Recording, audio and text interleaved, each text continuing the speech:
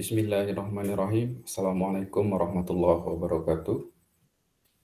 Saudara-saudara, kita kembali di mata kuliah Fonologi Bahasa Indonesia.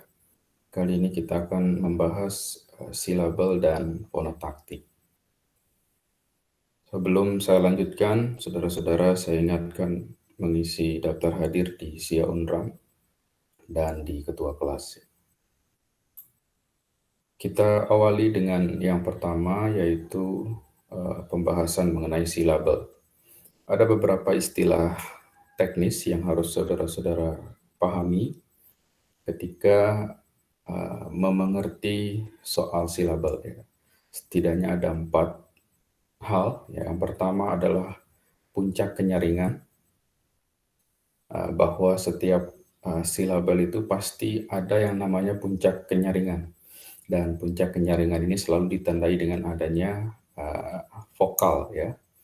Misalnya jika dilihat pada contoh di kotak hijau, kita mengenal pemisahan-pemisahan dalam sebuah kata itu, ya. Seperti kata semakin, ada se, ma, dan kin. Lalu ada kata ampas, kalau kita pisahkan menjadi am dan pas, ya. Dan yang terakhir ada bus, ya. Nah, pemisahan-pemisahan ini yang disebut dengan silabel atau suku kata, ya. Saudara-saudara bisa menggunakan istilah silabel, bisa juga menggunakan istilah suku kata.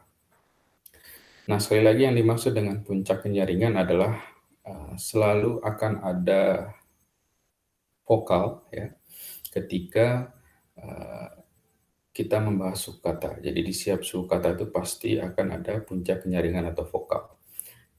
Di unsur se misalnya, yaitu ada e, ya, di ma ada a, di kin ada i, ya begitu pula seterusnya. Yang kedua ada istilah pembedaan antara monosilabik dan polisilabik.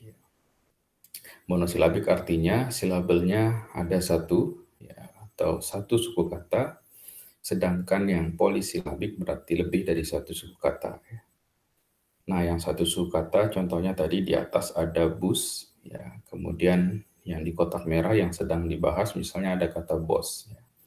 Ada banyak juga yang satu suku kata, misalnya ada kata pel, ada cat, ya, ada bom, ya, dan semacamnya. Sedangkan yang polisilabik karena lebih daripada satu suku kata, ya, contoh-contohnya ada pesan, yang 2 suku kata, ya, kemudian ada sedangkan yang 3 suku kata, bahkan ada yang 4 suku kata, 5 suku kata, dan saya kira saudara-saudara bisa mengidentifikasikannya sendiri. Nah, selanjutnya ada istilah suku kata terbuka dan suku kata tertutup. Istilah ini pernah kita bahas pada pembahasan sebelumnya. Ya. Yang terbuka berarti akan diakhiri oleh vokal, ya, sebagai puncak kenyaringan. Sedangkan yang tertutup pasti akan ditutup oleh sebuah konsonan. Ya. Misalnya kata mata yang silabelnya terdiri atas ma dan ta yang sama-sama diakhiri oleh vokal. Ya. Dan bahasa-bahasa yang datanya, ya, diakhiri oleh vokal semacam ini, itu biasanya disebut dengan bahasa vokalis. Ya. Bahasa daerah kita di NTB ada juga yang bahasa vokalis. Sedangkan sekali lagi yang tertutup, yaitu kata-kata yang suku katanya itu tertutup oleh konsonan di akhirnya. Nah, bagaimana cara mengidentifikasi soal posisi tertutup, yang mana yang puncak kenyaringan, dan apa yang ada di sebelah kiri puncak kenyaringan? Ya, kita mengenal istilah ada onset, puncak atau nuklus, dan koda. Kita juga pernah bahas di pertemuan sebelumnya. Onset berarti data yang ada di sebelah kiri puncak, ya, atau nuklus, sementara koda adalah apa yang ada di sebelah kanan puncak atau nuklus, ya, secara sederhana demikian. Misalnya kalau kita melihat data yang ada di kotak warna biru, di situ ada kata akan, yang pemisahan silabelnya adalah a dan kan, yang dicetak tebal itu adalah a, sehingga di dalam bahasa Indonesia kita punya struktur suku kata yang hanya terdiri atas onset, yang mohon maaf, yang hanya terdiri atas puncak atau nuklus, ya. Data kedua menunjukkan sudah, ya, yang dicetak tebal adalah SU, ya. Sehingga kita tahu bahwa ada struktur yang berupa onset dan nuklus, ya, yaitu berbentuk SU, ya. Atau kita juga bisa transkripsikan menjadi V, ya, struktur V sebagai vokal dan K sebagai konsonan. Ya. Kalau yang awal tadi hanya V, kemudian yang SU ini berarti strukturnya adalah KV, konsonan vokal. Kemudian ada juga yang vokal konsonan seperti pada aspal, ya, AS-nya. Jadi ada puncak nuklus kemudian ditemani oleh koda S. Selanjutnya ada juga yang KVK, ya, konsonan vokal konsonan. Lengkap ada onset, kemudian nuklus, kemudian ada koda. Nah, itu yang umum ada di dalam bahasa Indonesia, saudara-saudara. Dan keempat, istilah teknis ini harus saudara-saudara pahami ketika kita membahas silabel, ya, atau suku kata. Meskipun secara mudah kita bisa langsung menentukan silabel itu, ya. Ada berapa suku kata, ya, dengan memisah-misah unsur-unsur yang membentuk sebuah kata itu. Baik, kita lanjutkan. Jika tadi ada data-data yang umum ada, karena perkembangan dan dinamika bahasa selalu berubah dan bertambah, kita juga mengenal struktur silabel yang disebabkan oleh banyaknya bahasa asing yang masuk ke dalam bahasa Indonesia. Sehingga tidak secara sederhana seperti hanya V, kemudian VK, KV, atau KVK. Di sini kita melihat ada banyak sekali struktur, ya, ada yang KKVK, ada yang KKVKK, ya, yang panjang-panjang, ya, yang bawah ada KKKVK, dan contohnya bisa saudara-saudara lihat sendiri, misalnya KKVK ada prak dalam praktik, ya, strukturnya ada P, R, ya, dua kali konsonan, kemudian ada puncak kenyaringan berupa A, lalu ditutup dengan koda berupa K, ya. Jadi onset nuklus koda, ya, atau ditranslasikan pada dalam KV menjadi KKVK. Begitu pula ada VKK X, ya, pada ekstra, kemudian ada KVKK, ya, pada teks, kemudian ada KKKVK pada struktur, ya, bagian struknya, ada stra, ya, berupa KKKV, ya, tanpa koda di ujungnya, kemudian ada studi, ya, ada KKV. Nah, ini harus saudara-saudara ketahui struktur-struktur semacam ini, dan struktur ini tidak tertutup sifatnya, artinya terbuka peluang untuk kita teliti apakah ada data baru di luar data-data yang sudah ada di buku. Ya, sebagian besar data yang saya tampilkan ini saya ambil di bukunya Pak Mas Nur Muslih dan buku Pak Wijana. Nah, di luar itu saudara-saudara bisa teliti sebenarnya. Ada tentu kemungkinan data-data baru, ya, di luar struktur yang sudah ada ini. Dan yang kedua, saudara-saudara, struktur ini sesungguhnya juga menunjukkan fonotaktik yang akan kita bahas sebentar lagi, ya. Jadi ada prinsip-prinsip fonotaktik, sehingga saudara-saudara juga harus memahami betul, ya, struktur seperti apa yang ada di dalam bahasa Indonesia. Nanti kita jelaskan di salindia berikutnya.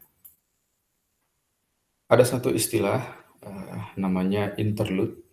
Ya, interlude ini berarti ada satu unsur, ya, yang terdiri atas dua posisi. Misalnya di sini ada contoh S pada kata ilustrasi. Nah, ketika dipecah menjadi silabel atau suku kata, kita akan dihadapkan dengan dua pilihan. Ada I, lus, jadi lusnya S yang berada di lus, kemudian trasi, ya, sebagaimana yang ada di sebelah kanan, atau yang ada di sebelah kiri, ya, I, lus, ya, kedua-duanya strasi. Nah, ini namanya interlude. Ada satu bunyi yang posisinya ketika di jeda suku kata menjadi suku kata, apakah ada di sebagai koda di bagian kiri, ya, ataukah sebagai onset, ya, ketika dipecah menjadi suku kata. Nah, cara menyelesaikannya adalah tentu sebagaimana data-data yang lain, kita harus melihat distribusi yang paling banyak, ya. Ini Pak Masnur menyebutkan di bukunya, kita harus melihat distribusi yang lebih banyak. Apa yang dimaksud dengan distribusi? Artinya adalah di posisi manakah bunyi itu sering muncul. Apakah di bagian nuklus atau di bagian koda. Nah, Pak Masnur sudah menyebutkan bahwa S ini ketika disiapkan data-data, ya, kemunculannya lebih banyak di posisi koda. Sehingga sehingga mohon maaf, silabel yang tepat itu adalah yang ada di sebelah kanan, yaitu ilus. Jadi S itu merupakan koda yang distribusinya lebih banyak, ya, menjadi ilustrasi. Nah, inilah contoh interlude, ya, yang juga harus saudara ketahui dalam pembahasan silabel. Nah, yang terakhir, variabel kita yang kedua adalah fonotaktik. Secara singkat, fonotaktik ini kita sebut sebagai struktur bunyi yang dimungkinkan, ya, dalam bahasa-bahasa tertentu. Jadi struktur manakah atau urutan manakah, ya, urutan bunyi manakah yang dimungkinkan. Nah, nanti kita lihat kata kunci yang dimungkinkan dan yang tidak dimungkinkan ini seperti apa. Pada pertemuan sebelumnya, saudara-saudara sudah melihat ada struktur klaster, ya, untuk yang 2 konsonan dan 3 konsonan. Di sana diterangkan jika 2 konsonan, strukturnya selalu yang pertama itu pasti bunyi dan seterusnya. Sedangkan konsonan yang kedua, pada struktur klaster yang 2 konsonan selalu ada bunyi L, R, ya, S, N, ya, dan semacamnya, ya. Nah, struktur inilah yang disebut dengan fonotaktik, ya, bahwa rumusnya selalu demikian. Ya, misalnya nanti kita lihat di contoh pada salindia berikutnya, ya. Tapi yang paling penting kata kuncinya sekali lagi, struktur yang dimungkinkan selalu barisan yang ada di nomor 1 lebih dahulu, kemudian barisan yang ada di nomor 2 kemudian, ya. Begitu pula rumus klaster yang 3 konsonan. Selalu S pertama. Nah, saudara-saudara juga bisa mengecek nanti data lain, apakah di data bahasa Indonesia itu ada bunyi lain yang bisa mengawali untuk klaster yang 3 konsonan. Silakan dicari, tetapi 2 buku yang sedang kita gunakan ini mendaftarkan bahwa S yang pertama, kemudian barisan yang kedua apakah et atau ep, nah yang ketiga ada R atau L, ya. Nah, ini terbatas pada klaster, tetapi soal fonotaktik ini tidak hanya pada klaster, ya, tapi juga pada rumusan manapun, ya, atau struktur manapun, bisa di depan, bisa di tengah, bisa di akhir, ya. Itu yang disebut dengan fonotaktik. Nah, kita lihat beberapa data sebagaimana yang disampaikan oleh rumus klaster yang 2 konsonan tadi, misalnya ada PL, ya, ternyata benar P di awal, kemudian L mengikutinya seperti pada plakat. Ada BL, ya, struktur B, kemudian L, gamblang, ya, KL, klinik, flora, FL, ya, GL, global, slogan, tragedi, ya, obral, BR, PR, diproduksi. Ya, ini contoh-contoh yang struktur yang dimungkinkan, ya, yang bisa ada di dalam bahasa Indonesia. Begitu pula ada DR, ya, KR, drama, kristal, GR, grafik, ada FR, frustrasi, ya. Di tengahnya ternyata ada STR, ya. Saudara bisa lihat di frustrasi ada STR, ya. Ada SW swadaya, ada SR pasrah, ya. Ada DW, Dwi, ada KSTR ekstra, kemudian PS, ada psikologi. Nah, ini namanya struktur-struktur yang dimungkinkan di dalam bahasa Indonesia. Kita bisa melihat di bagian tengah ada struktur yang tidak dimungkinkan. Kita pernah bahas di pertemuan sebelumnya juga. Misalnya silakan coba dicari apakah ada kata yang strukturnya itu bunyi N kemudian diikuti oleh bunyi B, ya, N kemudian up. Begitu pula ada C kemudian K, M kemudian G, atau nya kemudian K. Ya, silakan dicoba apakah data dalam bahasa Indonesia ada struktur semacam ini.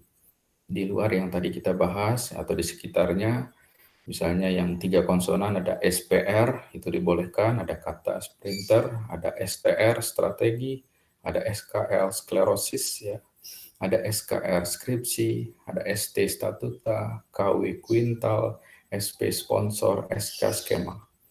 Apakah ada yang di tengah? Ya, coba dicari datanya. Jika ada, berarti satu hal yang baru, ya, dan itu pantas untuk diteliti, bisa menjadi sebuah penelitian.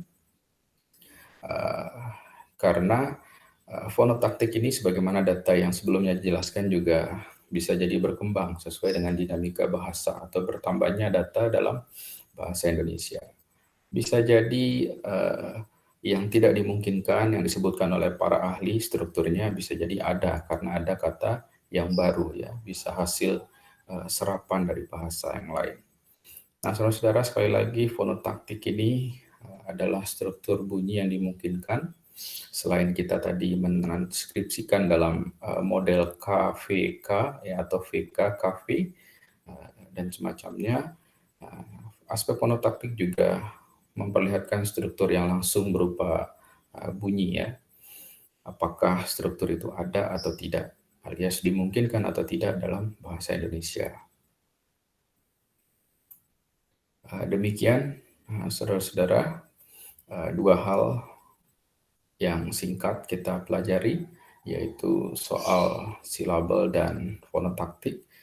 Tentu ada beberapa poin yang sebenarnya masih banyak yang bisa kita bahas di persoalan ini, karena berbeda buku, berbeda juga pembahasannya. Saudara-saudara bisa membacanya sendiri di buku-buku yang saudara miliki. Demikian, terima kasih. Mohon maaf jika ada hal-hal yang kurang berkenan. Sampai berjumpa di pertemuan berikutnya. Assalamualaikum warahmatullahi wabarakatuh.